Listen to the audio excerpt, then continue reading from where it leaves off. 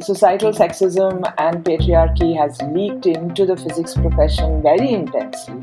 He asked us to start the meeting with a discussion of whether or not there was any discrimination against women in astronomy. I was totally gobsmacked. The percentage of women in this discipline is low. Women developed their activities in a masculine environment. Without allies, this entire discourse could not have started. And these discussions were written up in a guiding document called the Hyderabad Charter.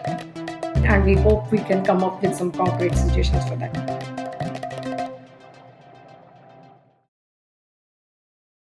Sexism and patriarchy directly trigger inequities in science and research.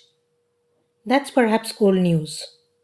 Inequities, of course, could be based on gender, caste, age, or ability, and now they are increasingly being called out, questioned, and sometimes corrected in heartening and exemplary ways.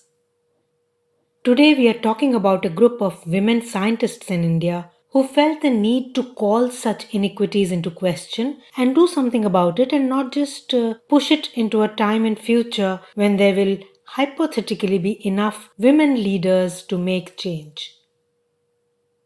This group of women physicists in India is vocal about gender issues in a discipline of science that has traditionally been considered a male bastion.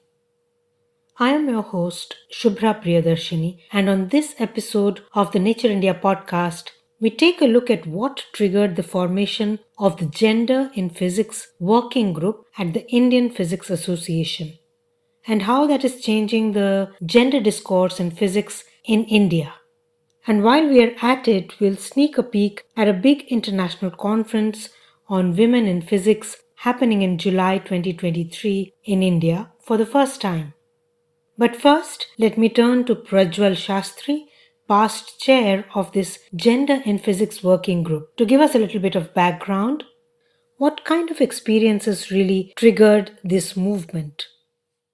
Well, so it was both my own experiences and how my women and men peers were treated. Decades ago, when I was a PhD student, there was this really annoying experience of being seen as a woman first, above all else, rather than as an ordinary PhD student passionate about doing science. Of course, there were the usual things, like women being expected to play so called womanly roles, like handling the snacks and so on. There was also the shocking way in which institutions handled bad behavior, which we now call sexual harassment, although when I was a student, we didn't even know that phrase. So it was bad enough that the bad behavior happened, but the way institutions handled them was in this sort of boys will be boys kind of framework. And that was really shocking. And I saw this happen repeatedly. I started to see that meritorious women were disqualified based on their family status. And only women were disqualified, not the men.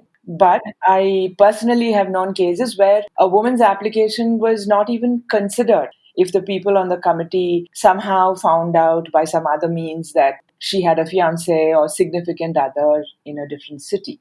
I have also multiple times heard the statement, how can we give two jobs to the same family?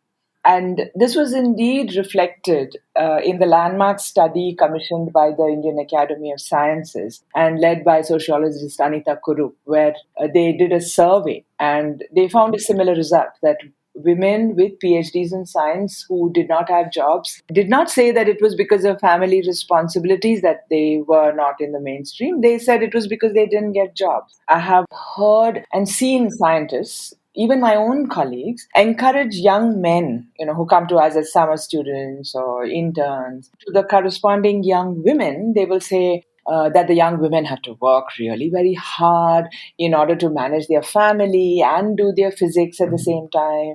And they cannot have it all because physics is difficult. Scientists are being oblivious to the fact that young women also exercise agency and choice. And that oblivion is quite disconcerting. Basically, societal sexism and patriarchy has leaked into the physics profession very intensely.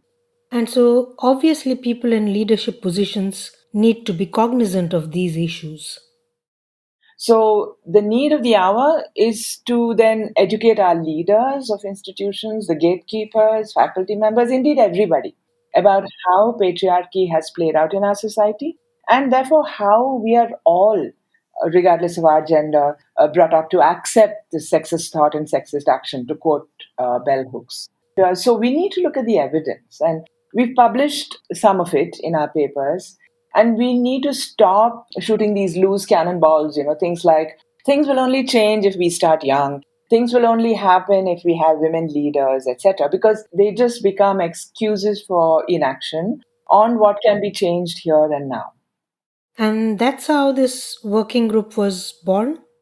It was actually triggered by my participation in the International Conference of Women in Physics of the IUPAP. And the most important outcome of these conferences is the recommendations for the physics profession, which countries then debate in their own national forums.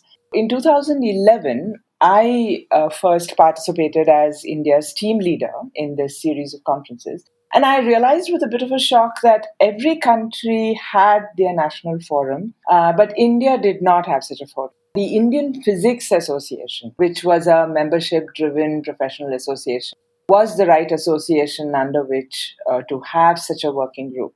I submitted a proposal to the IPA on Women's Day, actually, in 2016. They formally approved it a year later, and I became the first chair. This was 2017. These women in physics have mandated themselves to raise awareness of gender issues. Shubhabati Goswami, a professor in the Theoretical Physics Division of the Physical Research Laboratory in Ahmedabad, tells us how the movement is reaching deeper and wider. We are also coordinating the participation of India in the International Conference on Women in Physics and in presenting the gender status of India in country papers in these conferences. And we formed gender groups in sub areas of physics, like we have a gender group in high energy physics and condensed matter physics, to discuss in depth about the specific issues that a subject can face. And we are also coordinating with the Astronomical Society of India's gender group, the working group on gender equity. Recently, we have started organizing a lecture series called Pavinari, Padartha Vigyan Ki Nari, in which we are having lectures on women pioneers in physics who often are forgotten and ignored in history, to showcase their work as a token of intergenerational solidarity as well as to inspire younger generation. A significant milestone in this journey of women in physics in India has been the Hyderabad Charter, a set of guiding principles that has now been endorsed by over 500 physicists committed to the cause.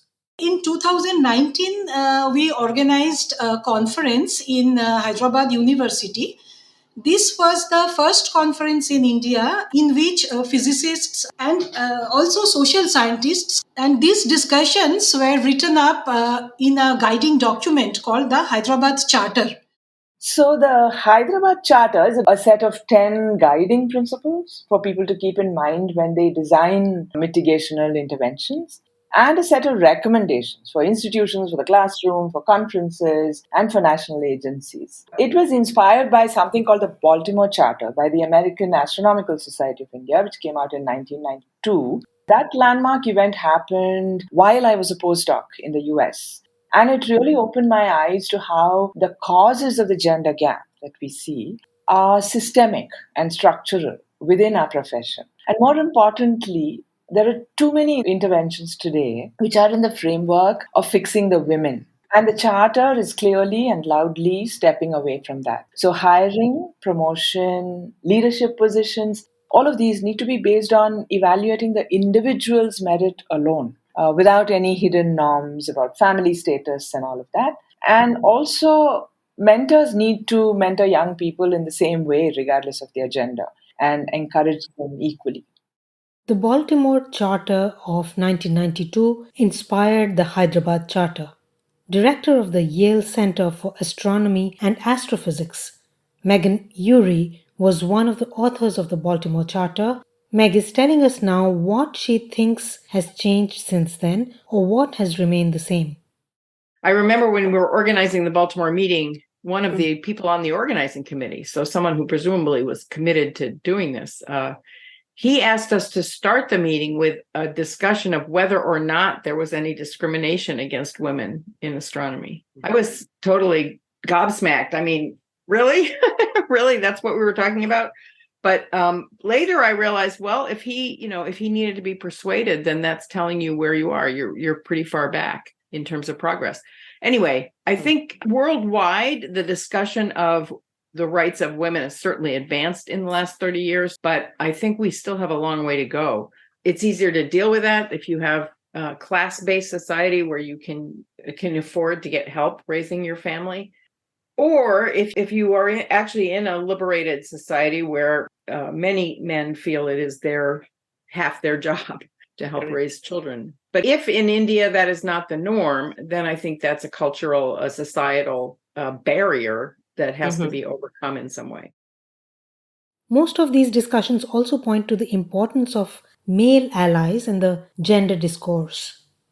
Ram Ramaswamy of the Department of Chemistry at the Indian Institute of Technology, Delhi, tells us what it takes for allies to support the cause and help move the needle.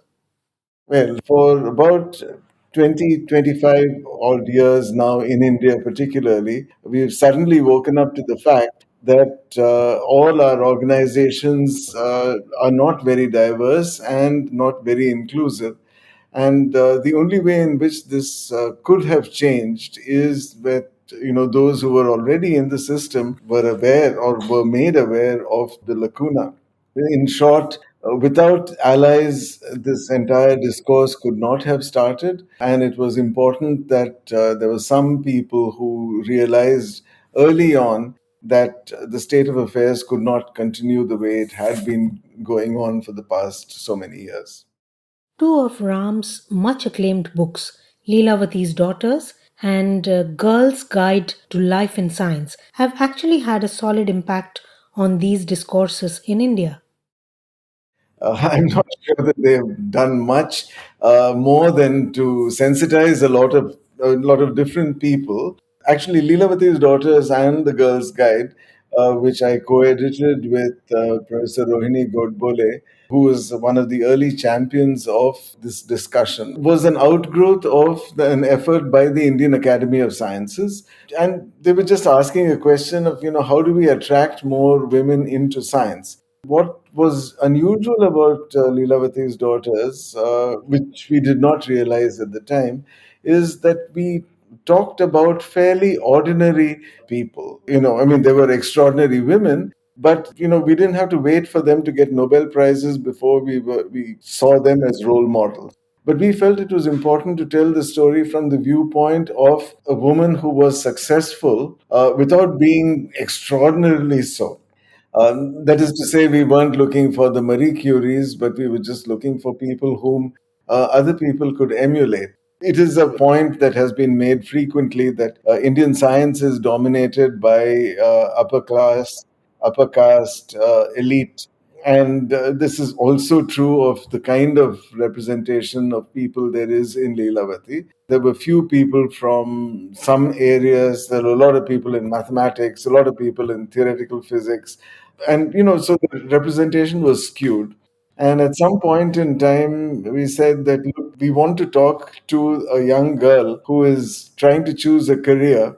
So we should really try to make a book which would be something like an A to Z of women in science. So, women in astronomy, women in biology, women in chemistry, all the way up till women in zoology.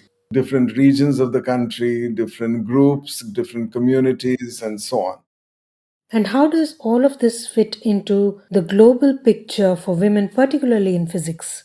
Lilia Meza Montes, chair of the Global Union Working Group for Women in Physics from the Institute of Physics at Mexico's meritorious Autonomous University of Puebla, explains how. Let me tell you something about the Global Gender Gap in Science project. This was funded by the International Science Council and it organized a remarkable survey in 2018. There were around 32,000 respondents from 159 countries, half male and half female. Showed that the gender gap in science exists across all regions, among development levels, students, postdocs, scholars, and among all participant disciplines. In summary, women's experiences are less positive than men's. In physics, in particular, this is highly relevant for two reasons. First, the percentage of women in this discipline is low. And second, as a consequence of the first one, women developed their activities in a masculine environment. In many cases, in disadvantage because they are at charge of duties assigned by traditional roles, such as a child and elder care. Therefore, we have two challenges in our community. First, to increase the number of female physicists, and at the same time, build a supportive environment with equitable opportunities for everybody, where this is still lacking. The global physicists community, through conferences such as the International Conference of Women in Physics, is actively supporting local country based efforts, for instance, the ones in India. In my case, I can tell you that attending this conference, it has been very, very important because I have seen several initiatives in different countries and I tried to adopt it in not only in Mexico, but also in a regional level. And it has been successful. In India, I have seen that there are many programs to support women and to encourage young girls to study physics, science in general, but physics in particular. So that's why it's very important to have all this framework. And in particular, also organizing the 8th conference now in July, it will be also a hallmark because now many participants from India would be able to exchange ideas. The International Conference of Women in Physics is being hosted in India online in July this year. Vandana Nanal, chair of the Gender in Physics Working Group of the Indian Physics Association, explains what the Indian edition might try to achieve. So we feel this is a fantastic opportunity for India to increase the awareness locally as well as globally. About 80 countries participate, and we really look forward to these deliberations because the outcomes kind of will, like a Hyderabad Charter, will give us some guidelines to present to the authorities to see very crucial input before significant policies are made or the changes which are required in the policies and so on. The very early participation of very senior physicists like Professor Nandini Trivedi, who now is in US, Professor Sumati Rao, Professor Rohini Godbole, Professor Nilima Gupte. This we have had organized many satellite events around the main conference, showcasing the work done by women physicists, also discussing pertinent issues like career challenges for women. We'll have several panel discussions like discussing women's role in leadership. There are also some focused effort for women recruitments in various institutes, and we hope we can come up with some concrete suggestions for that. In fact, we are sure of that. I think this is one very important achievement, that to break the stereotypes and move into that. And on that positive note, we hope the women in physics achieve greater milestones in all that they aspire to do. Some of the personal stories of repression and harassment that we heard from many women scientists and their allies did not make it to this podcast, just to safeguard them from any possible backlash. And of course, with the hope that these stories remain in the past. Here's hoping science and research, especially physics, is rid of iniquities of all kinds in times to come. It's me, your host, Subhra Priyadarshini, signing off from this episode of the Nature India podcast. Keep listening to us as we embark on another brand new season.